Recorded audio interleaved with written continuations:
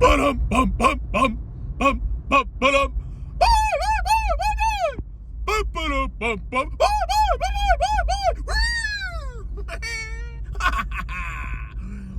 on, everybody. I'm heading into work. Anyway, welcome back to Strongman Personal Finance. My name is Christopher Belly. I'm a certified CPA accountant. I'm a long-term bubblehead investor. I'm author of the book Stop Being a Broke Loser. It's on Amazon. And we're going to talk about how to identify a YouTube grifter. That's right, ladies and gentlemen. There's been accusations thrown around that I'm a grifter. Everybody's a grifter, bro. Blah, blah, blah, blah, blah, blah, blah.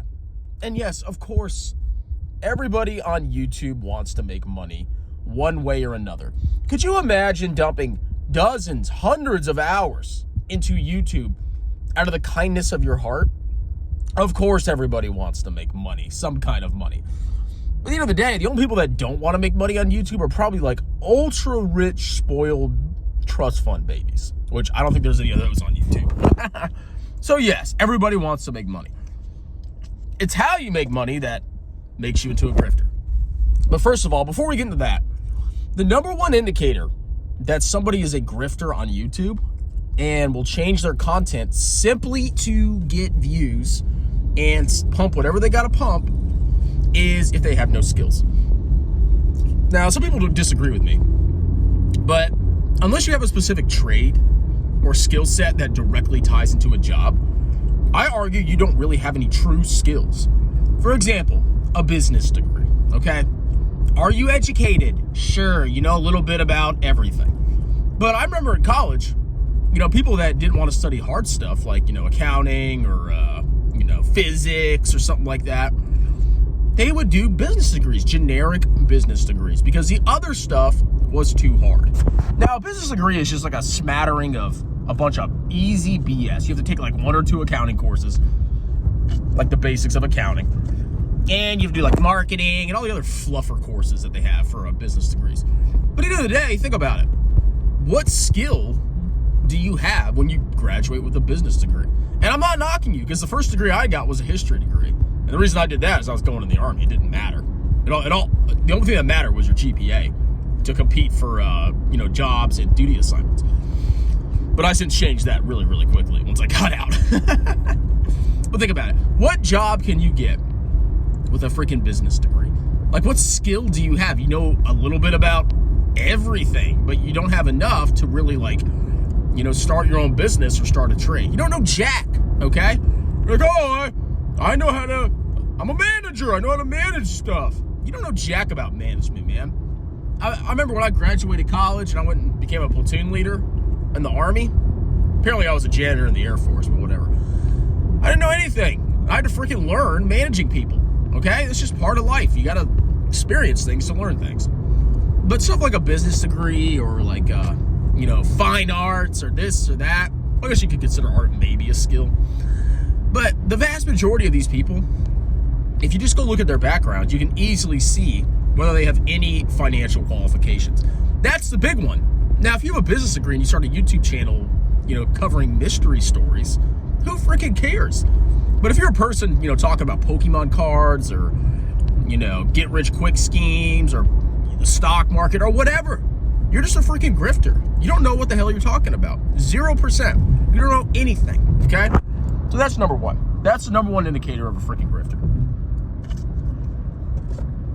Number two, you attack others and you lie and manipulate, okay?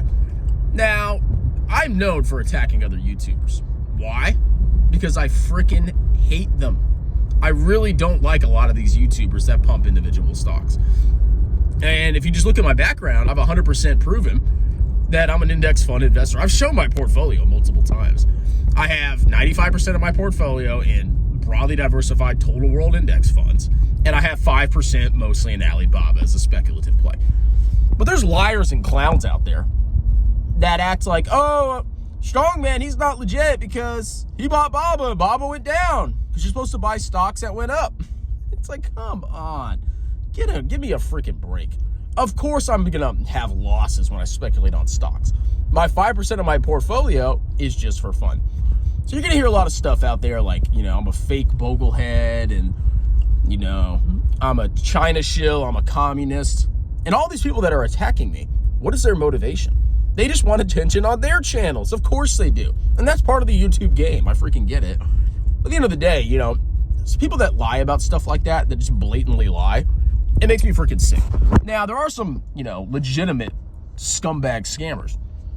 Like Jeremy. I mean, I don't know how much more I have to post about that guy to show that he's a complete and utter fraud. I would love for him to try to bring me to court. I would love it. Go ahead, Jeremy. I got video footage of you and your little minions saying that, well, not you, your minions saying that, they can expect 30% returns. I have, documented evidence of your portfolios. I have so much dirt on you, you little liar. Go ahead. Try to prove me wrong, boy. I know you watch my videos, you chump.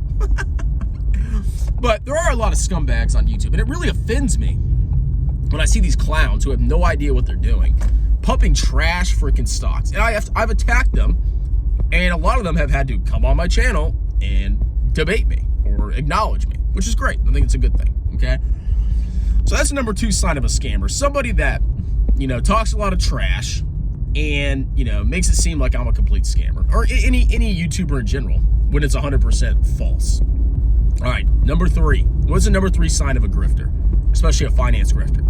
They talk about stuff that is recently outperformed. Now, it's easy to fool retail investors into thinking you're a genius because all you have to do is talk about stuff that went up. All retail does, the vast majority of these clowns, is they filter on recent performance, either a stock or a crypto or a mutual fund, and they see whoever's talking about those, and they think, wow, this guy knows what he's talking about. QQQ did great. It crushed basically everything. ARK did great. Well, up until recently. It crushed everything. Tesla, blowing it out of the freaking water. At least with stock appreciation. Bitcoin, crypto, blah, blah, blah, blah, blah. If you see a YouTuber and all they do is talk about stuff that went up recently, they're 100% a grifter. Because they're just taking the ignorance of retail and they're using that to their advantage, okay? It's pretty freaking gross. So you got to be careful. There are a lot of scumbags out there. But, I mean, the funny thing is people call me like a grifter, a liar, and a manipulator. Think about it. Think about it critically. When everything was popular, Bitcoin, highly unprofitable small cap growth trash, ARK, all this crap, who was one of the few guys, like me, basically it was me and Jay Nagy when we first started. Go check out his channel, by the way. Me and him were the 2 guys that were criticizing all these clowns and all these clown stocks and cryptocurrency. And I was talking about VT. And think about it. VT has underperformed VTI. VT has underperformed Tesla. VT has underperformed Bitcoin. Why would I talk about VT if I had malicious intentions? It doesn't make sense. If I was a scammer, I would 100% talk about the crap that went up recently. Go look at my old videos. Proof is in the freaking pudding. I have trashed all of those clown stocks a year ago, and I was proven 100% freaking right, okay? So I'm almost at work, so I got to cut the video short, but y'all need to be really careful out there, okay? You don't have to watch me. I mean, I know I do like antics and stuff. I'm a clown, blah, blah, blah, blah, blah. I have fun doing YouTube. It's not my full-time job. It pays me decent money. I can't live off of it, but it's fun. It's a lot of fun. But you got to be really careful out there. People will always try to manipulate you into spending money. They want your money. No matter how much they claim, they're not there to, grift off of you. The proof's in the pudding. You look at all these clowns, and there's some people that, they have like private consulting that's in the thousands. It's like, oh my God, man. Of course you're trying to get people to do that. I'm not marketing my business, no. And there's like 20 advertisements on this channel. I have documented evidence of that, by the way. So just be careful out there, guys, okay? There's a lot of grifters. They want your money. If you buy a freaking index fund, dollar cost average into it, doesn't have to be VT.